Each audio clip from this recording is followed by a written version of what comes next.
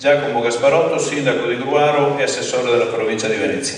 Sì, buonasera a tutti. In realtà io ero venuto per ascoltare stasera, non per intervenire. Poi, sentendo un attimo gli interventi, il dibattito che c'è stato, mi sembra opportuno dire alcune parole. I temi sono tanti, dall'ospedale, dal tribunale, che avremo bisogno su ogni tema di una discussione abbastanza lunga e approfondita. Io dico alcune cose, parlo non da assessore ma da portoghese. Condivido non tutto quello che è stato detto sugli interventi di questa sera, qualcuni sì e qualcuno no. Io non faccio nomi, non arrivo a dire quel sindaco, quella conferenza, quel presidente ha lavorato bene, quello ha lavorato male, eccetera. È vero, dal 2004 effettivamente la conferenza dei sindaci ha cominciato, purtroppo è coincisa con la presidenza Bertoncello e ha cominciato a non lavorare più.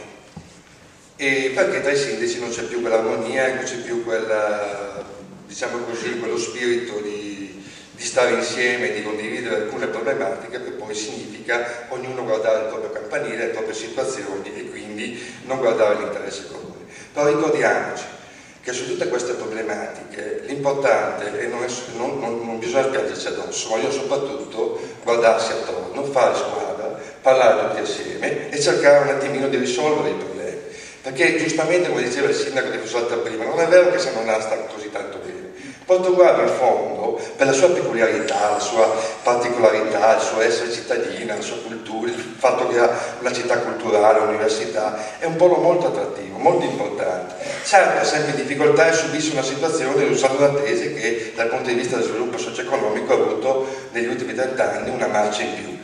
Però a noi sta, e abbiamo tutta la possibilità, la capacità per poter far sì che Portogallo continui a crescere, sia nell'ospedale. A me non mi appassiona molto la questione dell'ospedale unico, lo dico chiaramente, insomma, ho visto i giornali, eccetera. In realtà forse prima di tutto è da fare una razionalizzazione seria e cercare di dare servizi ai cittadini. Forse ci diranno chi, la regione, chi saprà di queste cose, il futuro sarà questo, non lo so, però il presente sicuramente cercare di dare servizi ai cittadini è una razionalizzazione di quello che c'è e purtroppo questo ormai da anni lo sappiamo che è difficile da farsi.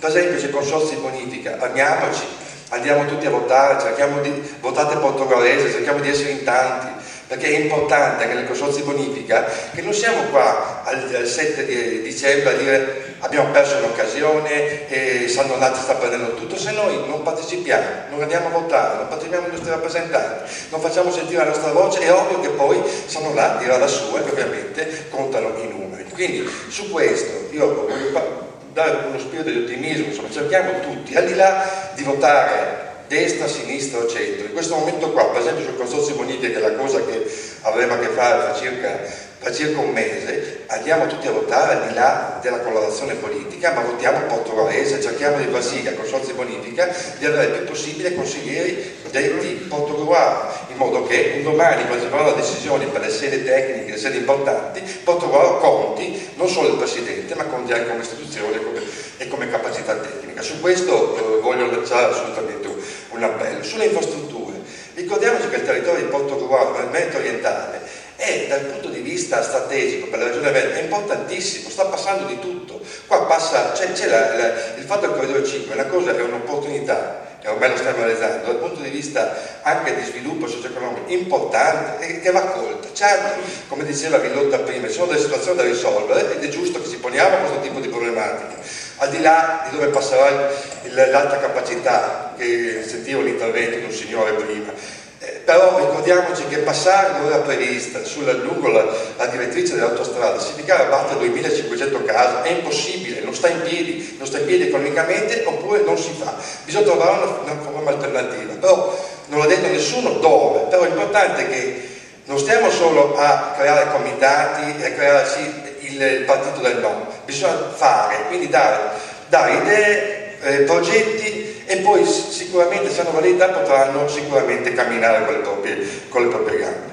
Io dico una cosa sul tribunale, ho avuto un contatto solo telefonico, ma per questo parlo anche da assessore, cioè assessore all'edilizia della provincia di Venezia, e quindi anche la persona più adatta per parlare della Villa Martinelli eccetera, c'è la massima disponibilità a trovare una soluzione, anche perché l'immobile proprietà del comune ma è in uso alla provincia per le scuole. C'è un problema, abbiamo aule a cui sapete che belli 6, 7, 8 aule sono ospitate lì al Villa Martinelli. È vero, il 25 aprile a gennaio lo riporteremo nella sua sede propria, però ricordiamoci che dobbiamo trovare questa soluzione. Però si può partire, eventualmente un'ala per un anno, 2 anni potrà rimanere al servizio della provincia e quindi per la scolarizzazione, e il resto del tribunale può partire da subito. Quindi troviamoci un tavolo, tribunale, provincia, avvocati, partiamo su queste cose. Penso che ci sia la solidarietà praticamente di tutti, ma di tutte le parti politiche. Voglio aggiungere una cosa, si parla molto di San Donà, ovviamente il mio presidente è il sindaco di San Donà e quindi questo ovviamente, però ve lo dico, anche sulla questione che se ne è parlato sulla stampa, dico la parola perché è giusto che lo sappiate, sulla Fondazione Santa Cecilia. Ne abbiamo parlato in giunta circa 2 giunte fa, e di fronte alla mia, ovviamente ho parlato da sindaco, non solo da assessore, quello che significa un territorio di Portogruaro, una realtà di eccellenza, qual è l'estate musicale, con i suoi corsi internazionali, con i suoi 400 studenti, ed è una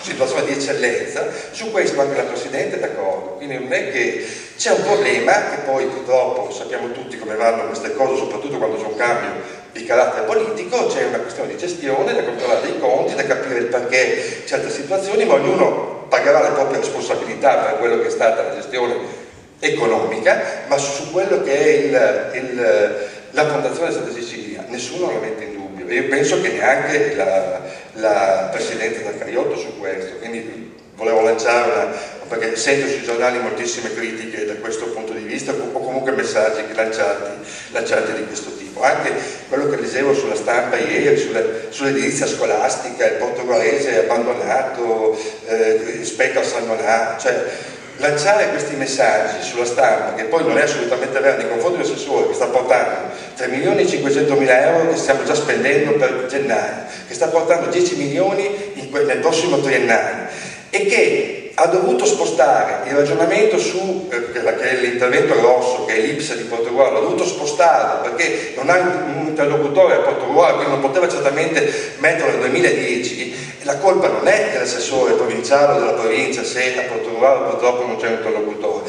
Portogruaro paga anche questo, ma lo paga.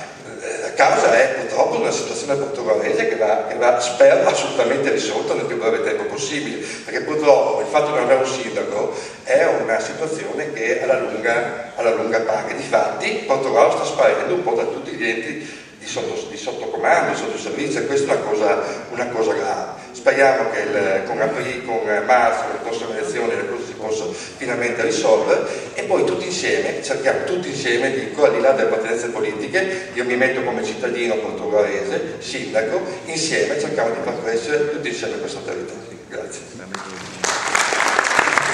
Grazie Assessore.